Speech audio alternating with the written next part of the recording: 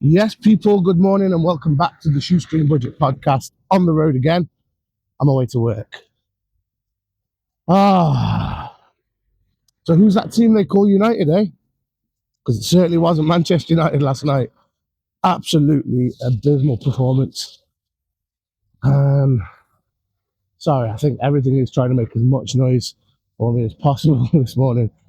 But disgusting performance, right?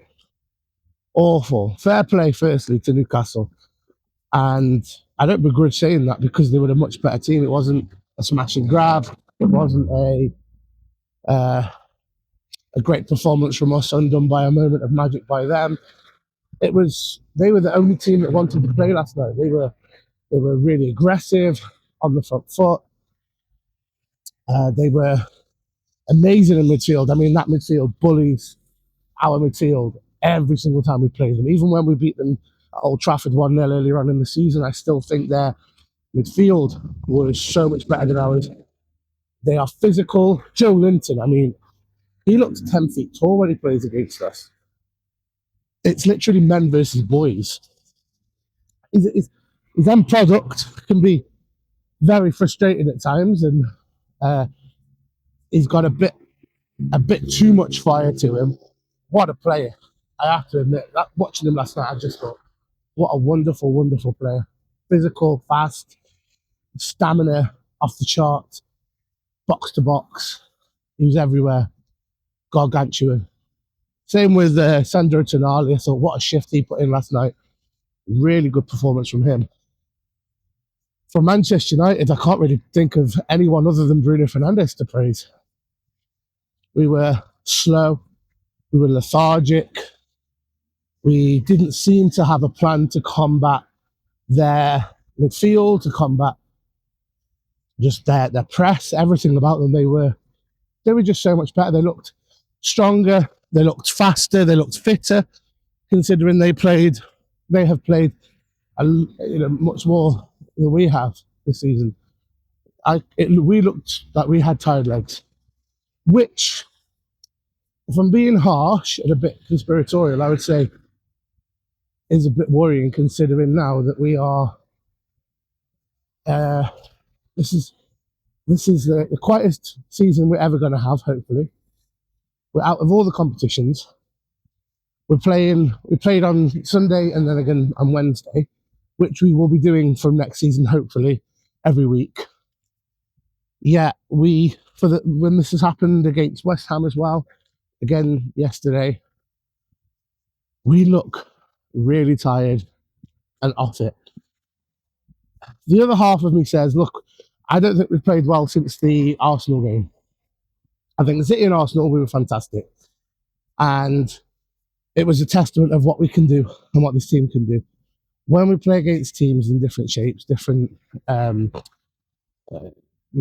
different blocks, mid block, low block, we really struggle. When it's a high attacking team, high pressing team, we can seem to break them down quite easily. When it's someone that sits back, we struggle. And the football, as it was under Amorim, that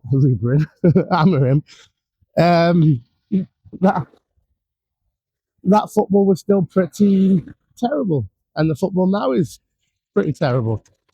But the difference is we're getting results.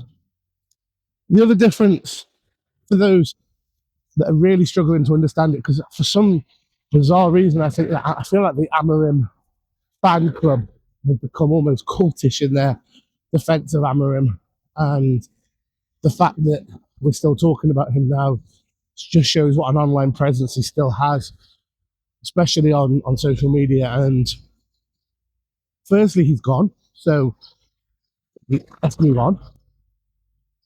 And second, let's not pretend like we were winning or turning up roses every week. It wasn't like the performances were fantastic and it was the results that let us down, moments like lapses in concentration or a mistake every game. We weren't great. I don't think we were great in all but maybe 5 of Amorim's games in the 14 or so months that he was the manager of the club. So, yeah, I don't know. I'm not buying that. But the thing to remember going on that little rant is that Carrick is only the interim. Carrick isn't our permanent manager. He isn't the permanent fixture. So, he'll be gone at the end of the season. You can clap him, applaud, thank you for your service again, sir. And then we move on to someone who can actually look at this team and find out how this team plays football. Because you can see that we've got winners on this team. We've got players that can absolutely do the business. So it isn't all doom and gloom. It isn't, one defeat. So Carrick's first ever defeat as United manager, but also it's our first defeat in the Prem, I think, in 2026. Let's just calm down a bit. Yeah? The performances haven't been there. The performances haven't really been there for most of the season, but the results are coming. And I, for one, don't want to have a meltdown after one terrible performance against Newcastle. But credit to them. I saw a tweet there last night from the true Geordie. And you know what? He was spot on with what he said, because he was saying that Newcastle, they don't play like that every week. They don't have that fight and that desire. For some weird reason, like I said in yesterday's vid, they seem to turn up. They seem to want to play us in there. It's their cup final.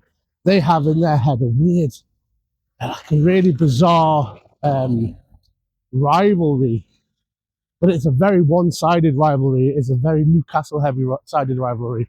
They see us almost as their Sunderland, and for us, it's just Newcastle. For us, I don't think there's a much of a different feeling between playing Newcastle and playing Port Vale. I don't know. But maybe that's just me. Maybe it was a generational thing. Maybe it was an era thing. I don't know. But Newcastle have always just been Newcastle. They've never been a team I've particularly disliked until recently, really, again, due to this rivalry that they're trying to push on us. But it's just Newcastle. Good team, got a huge amount of money behind them, struggle to attract players, but I think one day it could be an interesting side.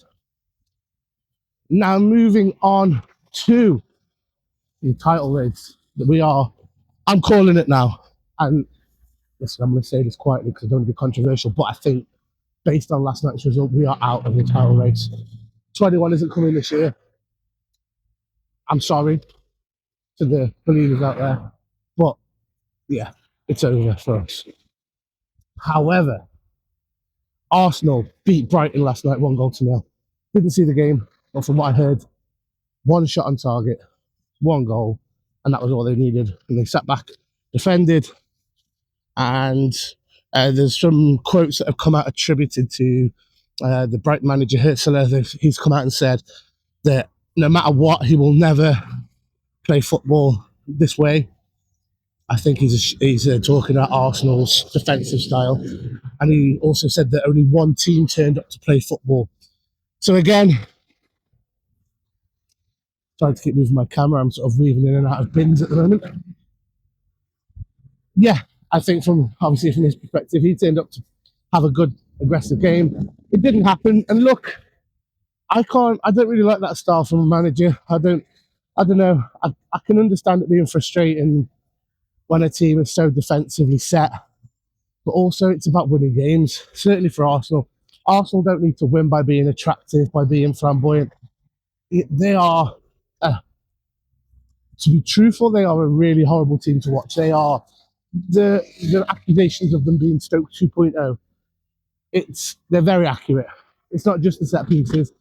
It's the dogged way in which they play. I said literally to my wife last night, I could see Tony Pulis winning the league this year based on his brand of football and the fact that the team that closely mirrors that, Arsenal, play the same style. Yeah, it ain't great, but in 10 years' time, people won't remember the performances. They'll remember the league.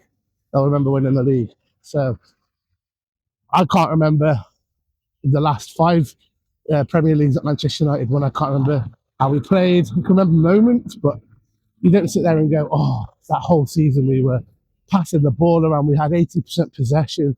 We had an XG of 9 every game. Like, no one cares. No one. Everyone just goes, oh.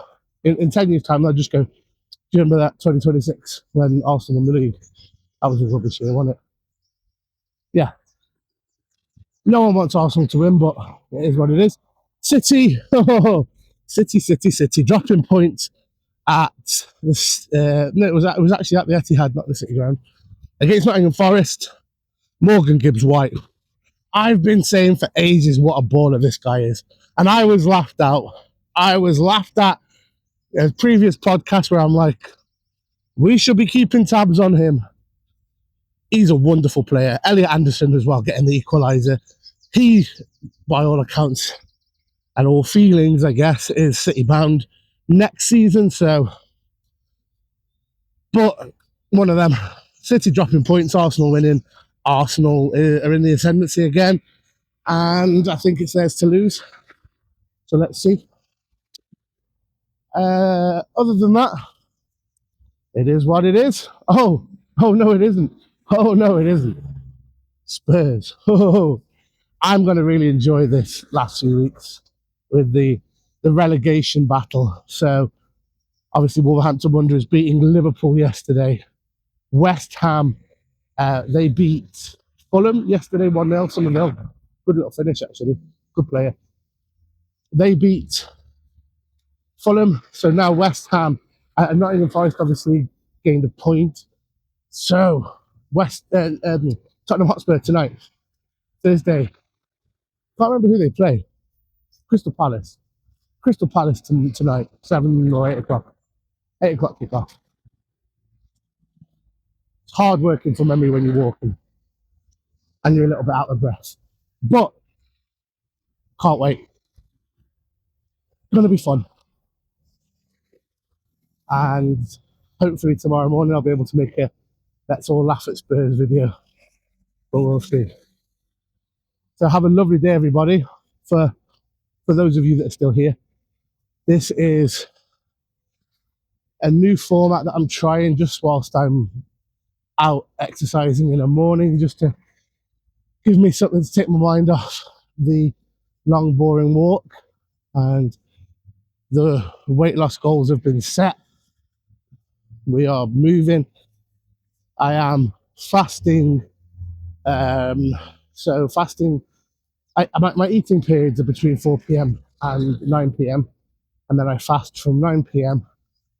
until 4 p.m. the following day. So a lot of fasting time, a lot of exercise, averaging around 20,000 steps a day. So on the road to recovery, as it were. And, if people like this, just drop a like. Please help the channel, drop a like. And if you haven't already, if you've come across this today and thought, oh, let's help this chunky man out, drop me a like and subscribe. And we are nearly at 300 now. So let's just keep going. Love you all. Have a great day. Stay positive. Hit your goals. And I'm going to ask the question one last time. Who's that team? They call United. Peace.